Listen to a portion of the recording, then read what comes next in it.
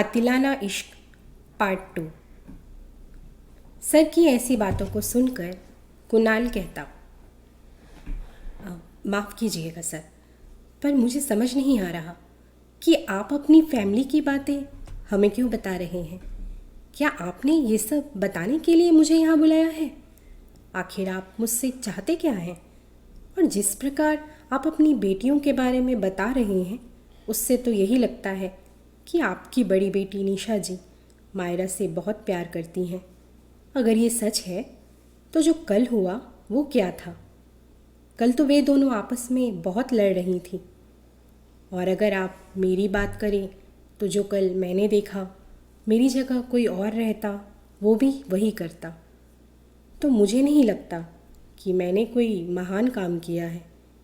एक स्टूडेंट होने के नाते, इंसानियत के नाते, कॉलेज का माहौल ख़राब ना हो, किसी को कोई नुकसान ना पहुँचे, ये सोचकर ही मैं और उन्हें समझाने गया था। क्योंकि आज के समय में लोग दूसरे की खुशी से कम खुश होते हैं, पर दूसरे के दुख में खुश होकर मज़े से वीडियो ज़रूर बनाते हैं, ताकि छोटे मोटे लड़ाई झगड़े को लोगों के एंटरटेनमेंट का ज़रिया बना सके और तिल का ताड़ बनाए।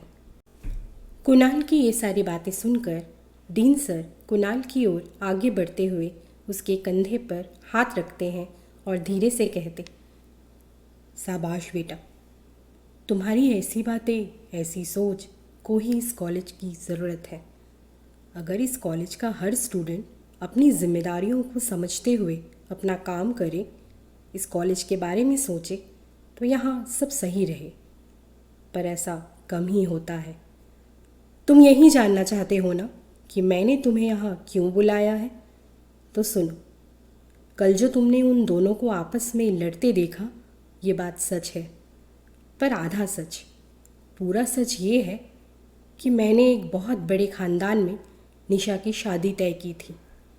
पर मायरा और ऋचा को जब ये पता चला तो उन दोनों ने इस रिश्ते को तोड़ने की पूरी कोशिश की, तरह तरह के हथकंडे अपनाए, निशा को लड़के वालों के सामने चरित्रहीन साबित कर दिया। और जब ये बात मुझे पता चली तो मैंने लड़के वाले को बहुत समझाया, पर वो कुछ समझने को तैयार ही नहीं थे, और इस तरह ये रिश्ता टूट गया। मायरा और उसकी माँ दोनों ही अब बहुत खुश हैं, क्योंकि एक बार फिर उन दोनों ने मिलकर निशा को बर्बाद कर दिया, उसकी ज़िंदगी में आने वाली खुशियों को छीन लिया। क्योंकि एक लड़की की इज्जत उसके चेहरे से नहीं बल्कि उसके संस्कारों से होती है, और उन दोनों माँ बेटी ने तो मेरे संस्कारों पर ही उंगली उठा दी थी। चूँकि निशा में मेरी जान बसती है, उसके चरित्र पर उंगली उठाने का मतलब है मेरी इज्जत पर वार करना। क्योंकि मैं जानता हूँ कि मेरी बेटी कैसी है। और कल कॉलेज में इसी बात को लेकर मायरा चीख चीख कर कॉलेज में बेफजूल के हंगामे करके निशा को बुरा भला कहने लगी। यहाँ तक कि उसे बदचलन कहकर उसका और मेरी दोनों का अपमान किया। और ये झूठी अफवाह निशा से बर्दाश्त नहीं हुई, क्योंकि वो अपने बारे में कुछ भी सुन सकती है, पर अपने बाप के बारे में कुछ भी नहीं सुन सकती। कल निशा मायरा को बहुत देर तक समझाने की कोशिश करती है कि उसे जो भी कहना करना है वो उसके साथ करे, पर मुझे उसमें नहीं खींचे, ना ही बदनाम करे। पर मायरा तो मायरा ही है। वो निशा की बात को अनसुना कर उससे लड़ने लगी, और तभी तुम वहाँ पहुँच गए। कुणाल कहता, मायरा भी तो आपकी ही बेटी है सब। फिर वो निशा के साथ जो भी सोच रख कर गलत व्यवहार कर रही हो, पर आपके साथ ऐसा क्यों कर रही हैं? आप उन्हें समझाते क्यों नहीं? क्या वो आपकी बात भी नहीं मानती हैं? सर कहते, सही कहा, वो और उसकी माँ दोनों ही मेरी बातों को सीरियसली नहीं लेते। उन्हें लगता है कि मैंने निशा का साथ देकर उनके साथ नाइंसाफ़ी की है। मेरी बीवी को लगता है कि मैं निशा के चलते मायरा के अधिकार, उसके अस्तित्व को खतरे में डाल रहा हूँ। मैं मायरा से सिर्फ सौतेला व्यवहार करता हूँ। जो प्यार उसे मिलना चाहिए वो उसे नहीं देता हूँ, इसलिए मायरा मुझसे भी पराया सा व्यवहार करती है। मैं खुद परेशान हूँ बेटा, अपने ही घर के माहौल से। एक तरफ निशा है जो मुझे समझा बुझा कर किसी को कुछ भी कहने या करने से मना करती है, हर मसले को शांति से संभालने की पूरी कोशिश करती है। वहीं ऋचा और मायरा ने तो मेरा जीना ही दुभर करके रखा हुआ है। मुझसे ढंग से पेश तक नहीं आते हैं और ना ही मेरी अपने ही घर में कोई इज्जत है। किसी भी तरह की किसी अहमियत की मैं उम्मीद ही नहीं कर सकता। बस कहने के लिए किसी का पिता हूँ तो किसी का पति हूँ। क्या करूँ, कैसे इन नाजुक रिश्तों को संभालूँ, इन्हें बिखेरने से कैसे बचाऊँ। सोचा था निशा शादी करके चली जाएगी तो इन लोगों के तानों और नफ़रत से वो बच जाएगी, पर अब तो वो भी नहीं हो पाएगा। पर अब भी एक उम्मीद की किरण मुझे दिखाई दे रही है, पर पता नहीं वो कितना फलेगी। बेटा तुम्हें पता है, कल पहली बार मायरा ने तुम्हारी बात सुनकर निशा को कॉलेज में और परेशान नहीं किया। जैसे ही तुमने उन दोनों को शांत रहने की बात कही, मायरा ने तुम्हारे जाते ही निशा को सॉरी कहा और साथ में घर चलने को कहा।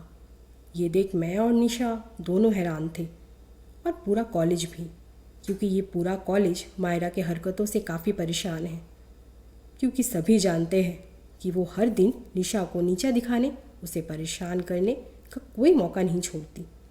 हर दिन उसका जीना दुभर कर देती है। घर हो या मार्केट, कॉलेज हो या कहीं बाहर, जानने वाले हो या कोई अनजाना व्यक्ति, उसे कोई फ़र्क नहीं पड़ता। वो हर किसी के सामने निशा की बेइज्जती करती है। इसलिए इस कॉलेज के कुछ स्टूडेंट जो समझदार हैं वो तो शांति से इस मसले को हैंडल करते हैं, और जो समझदार होकर भी नासमझी करते हैं, ऐसे स्टूडेंट वीडियो बनाते हैं, जैसे कि कल वे बना रहे थे, जो कि तुमने भी देखा। बस ऐसे ही मौके का मजाक बनाकर मज़े लेते हैं। इसलिए जब तुम्हारे कहने से कल इन दोनों बहनों की सुलह हो गई, ये देखकर पूरा कॉलेज हैरान था, बिल्कुल हम बाप बेटी की तरह। अब तुम बताओ, क्या तुमने एक अच्छा काम नहीं किया जो इतने दिनों तक मैं नहीं कर पाया? तुम्हारे दो मीठे समझदारी भरे शब्दों ने सब समय पे सही कर दिया। अब बोलो, क्या ऐसे माहौल में जहाँ सब बिखरा अस्त व्यस्त है, वहाँ तुमने जो शांति की एक उम्मीद दिखाई है, उसके बाद मैं क्या, पूरा कॉलेज तुम्हारी तारीफ़ कर रहा है। Really I am proud of you Kunal. I respect your parents, जिन्होंने तुम्हारे जैसे होनहार हीरे जैसे बेटे को इस दुनिया में लाए हैं। मुझे पता है कि अब तुम ये सोच रहे होगे कि मैं तो तुम्हारे बारे में ठीक से जानता तक नहीं, फिर इतनी तारीफ़ कैसे कर रहा हूँ। क्या इसकी वजह सिर्फ कल वाला इंसिडेंट है? तो सुनो, मैंने कल के बाद ही तुम्हारे बारे में काफ़ी कुछ पता लगा लिया कि तुम एक साधारण फैमिली से बिलोंग करते हो और तुम्हारे पेरेंट्स अब इस दुनिया में नहीं रहे। तुम अकेले ही रहकर अपनी पढ़ाई और अपनी खुद की जिम्मेदारियों को बखूबी निभा रहे हो, क्योंकि तुम्हारे पेरेंट्स के अलावा इस शहर में कोई भी नहीं है। और जो भी दूर के रिश्तेदार हैं, तुम हमेशा उनके टच में बराबर बने रहते हो। यहाँ तक कि इस शहर में जो भी तुम्हारे थोड़े बहुत दोस्त यार हैं, तुम उनके काफ़ी क्लोज़ हो। आज तक तुमने अपनी पढ़ाई में जो भी किया है वो बेस्ट किया है। अभी तक तुमने अपनी पढ़ाई में टॉप करते हुए आए हो, पर इस बात का तुम्हें बिल्कुल भी घमंड नहीं है। शौकिया तौर पर फ्री टाइम में बेहतरीन कविताएं लिखते हो, ठीक कहा ना? खुद के अलावा जो भी तुमसे जुड़ा हो उसका अपनों से ज़्यादा ख्याल रखते हो, फिर वो दोस्त हो या दूर के रिश्तेदार या पड़ोसी। तुम्हारी शालीनता ही तुम्हारी पहचान है। तुम्हारे पड़ोसी तुम्हारी काफ़ी तारीफ़ करते हैं। और तो और सादा जीवन, उच्च विचार, यही उद्देश्य लेकर चलते हो तुम। तुम्हें एक अच्छा डॉक्टर बनना है, यही तुम्हारी फर्स्ट प्रायोरिटी है। इसके बाद खुद का क्लिनिक खोलकर उसमें गरीब और साधारण लोग जो ठीक से फीस तक जमा नहीं कर पाते, ऐसे लोगों का ट्रीटमेंट करना चाहते हो और अपनी एक साफ़ सुथरी पहचान बनाना चाहते हो, ताकि तुम्हारे पेरेंट्स जहाँ भी हो वहाँ से तुम पर गर्व फील करे। तुम एक नेक इंसान बनकर सभी ज़रूरतमंदों की मदद करना चाहते हो ताकि एक अच्छे डॉक्टर की मिसाल बना सको। खुद के लिए भले ही कुछ ना सोचो, पर जो भी तुम्हारे आसपास हो या किसी भी तरह तुमसे जुड़ा हो, उन्हें हर हाल में खुश देखना चाहते हो। एक डॉक्टर के साथ ही साथ एक कामयाब इंसान बनना चाहते हो, है ना कुणाल? कुणाल कुछ देर शांत हो जाता। सर के मुंह से अपने बारे में इतनी जानकारी सुनने के बाद वो सोच में पड़ जाता कि आखिर इतना कुछ वो कैसे जानते होंगे और उन्हें ये सब किसने बताया होगा, और अगर बताया भी है तो क्यों, और तो और इन्हें क्या ज़रूरत थी उसके बारे में इतना कुछ पता करने की। आखिर क्या वजह हो सकती है जो वो इतनी तारीफ़ कर रहे हैं उसकी? क्या वो सच में इतनी तारीफ़ का हकदार है कि डीन सर खुद उसे बुलाकर अपने परिवार का राज बताते हैं, यहाँ तक कि उसकी इतनी तारीफ़ करते हैं? और तो और कल से लेकर आज तक में इतनी जल्दी उसके बारे में इतना कुछ जानकारी इकट्ठा कर लिया है। आखिर ये सब क्या हो रहा है और क्यों? इस तरह मन ही मन सभी बातों को टटोलने के बाद वो सर से पूछता, एक्सक्यूज़ मी सर, आखिर आपको मेरे बारे में इतना कुछ कैसे पता, और ऐसी कौन सी ज़रूरत पड़ गई कि आपने मेरी पूरी हिस्ट्री का ही पता लगा लिया? ये सब क्यों कर रहे हैं आप? जहाँ तक कल की बात थी मैं समझ गया कि आपने आज मुझे यहाँ मेरी तारीफ़ के लिए बुलाया है।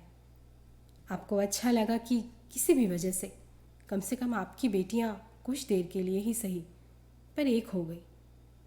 कुछ देर के लिए ही आपको थोड़ी सी खुशी मिली, आपके मन को थोड़ा सा सुकून मिल पाया, पर अब तो बात मुझ पर आ गई है। आप बुरा मत मानिए, पर मुझ में इतनी दिलचस्पी लेने की वजह क्या मैं जान सकता हूँ? प्लीज़ बताइए।